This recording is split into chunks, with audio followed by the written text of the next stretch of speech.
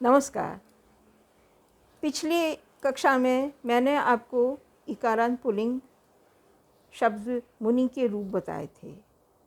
इसमें आप ध्यान से एक बार और करेक्शन कर लीजिए, क्योंकि संबोधन में हे मुने, हे मुनि, हे मुनयः कहा गया है। अब मुनि शब्द की तरह यति, विधि, ऋषि, गिरि, जलधि, रवि, वह्नि, अग्नि, ये जितने भी अकारांत पुल्लिंग रूप हैं ये सब मुनि की तरह ही चलेंगे, परंतु पति शब्द के रूप मुनि की तरह नहीं चलते हैं, वो इससे कुछ अलग चलते हैं। पति शब्द के रूपों में हम इस तरह से लिखते हैं पति, पति, पतयः। द्विवचन में दीर्घ इकारांत हो जाएगा।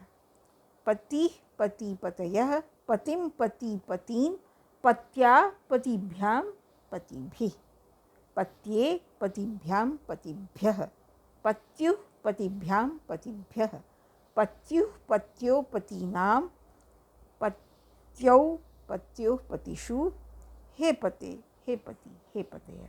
तो प्रथमा और संबोधन में फिर वापस वही फर्क आ गया। प्रथमा में पति था और संबोधन में हे पते है, और उसमें न कोई विसर्ग होता है न कुछ होता है, सिर्फ हे पते उस संबोधन कारक रहता है। तो इस तरह से पति शब्द के रूप मैंने आपको बताया है। आप लोग ये कहना चाहेंगे कि मैं ये सब रूप बोल करके आपको बता रही हूँ, मुझे इसे लिखकर समझाना चाहिए।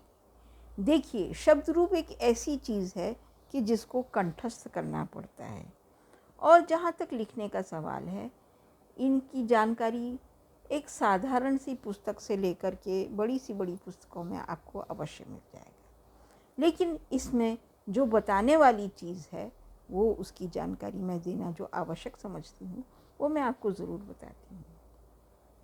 जिस तरह गणित में पहाड़े जानने अति आवश्यक हैं, क्योंकि पहाड़ा या टेबल्स उसका बेसिक होता है, उसी तरह संस्कृत में अगर आप शब्द रूप नहीं याद करेंगे तो फिर आप वाक्यों का प्रयोग नहीं कर पाएंगे। यहाँ तक कि जब आप संस्कृत पढ़ेंगे तो आपको संस्कृत का भावार्थ करने में भी बहुत परेशानी हो। इसलिए ये तो ऐसी चीज़ है कि इसको कंठस्थ करना बहुत आवश्यक है। जैसे इंग्लिश में आपको वर्ड्स को याद करना पड़ता है। आप जब तक वर्ड्स आपके पास आपको याद नहीं रहेंगे, आप उसको सेंटेंस में नहीं कन्वर्ट कर पाएंगे, क्योंकि वो उसकी जानकारी बहुत ज़रूरी है। संस्कृत में शब्द तो हिंदी की तरह आसान है, परंतु वाक्य बनाते समय कहाँ कैसे उसको रखना है, इसके लिए आपको पहले शब्द रूपों को कंठस्थ करना पड़ेगा। अगर आपने शब्द रूपों को कंठस्थ कर लिया तो फिर वाक्य बनाना आसान हो गया, किसी भी ग्रंथ को पढ़ना सरल हो गया, और फिर ये भाषा तो कठिन रह ही नहीं। जैसा कि मैंने आपको बताया है कि जर्मन ने अपने यहाँ संस्कृत को बिल्कुल कंपलसरी कर दिया है, विदेशों ने संस्कृत भाषा को बहुत अपनाया है।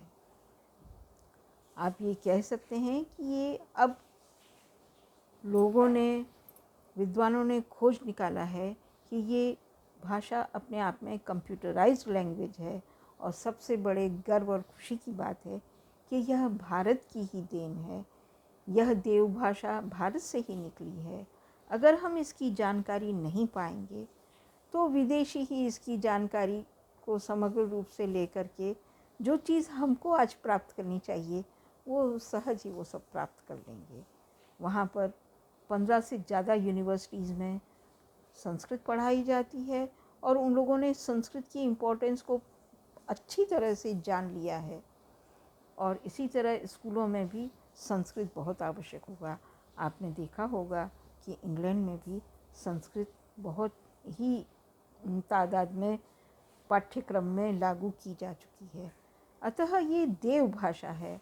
यह चाहे कितनी भी पुरानी हो जाएगी, ये भाषा अपने अति उत्तम समय से, मतलब उसको आप आज भी, बहुत से लोग इसको मृत भाषा के रूप में कहते हैं, लेकिन मुझे हंसी आती है क्योंकि उनको इसकी पूरी तरह से जानकारी नहीं है। इसलिए संस्कृत भाषा की इम्पोर्टेंस और महत्ता को समझिए और धीरे धीरे उसकी जानकारी लीजिए। एक दिन ऐसा समय नहीं आए कि विदेशी इस भाषा पे पूर्ण तरह से अपना आधिपत्य जमा लें और हम लोग इस भाषा को मृत भाषा समझ करके न पढ़ना चाहें न समझना चाहें।